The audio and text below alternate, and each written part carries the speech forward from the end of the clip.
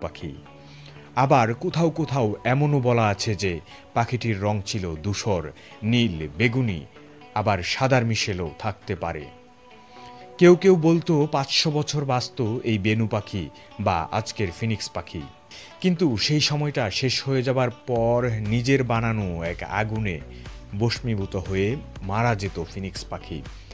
এরপর ছাই থেকে শিশু ফিনিক্স আবার বেরিয়ে আসতো। বেনু শব্দের অর্থ হলো আগুন, আগুন থেকে সুন্দর করে বেরিয়ে আসা। অর্থাৎ ফিনিক্সের আছে পুনর্জন্ম আর অমরত্বের বৈশিষ্ট্য। ভিন্ন ভিন্ন সংস্কৃতিতে অবশ্য এই পৌরাণিক পাখির হরেক রকম উপস্থাপন রয়েছে, তবে আমরা মিশরীয় রূপকথাটাই বলি।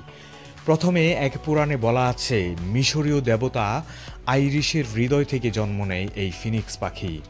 অন্য পুরাণে অবশ্য বলা আছে দেবতার মন্দিরের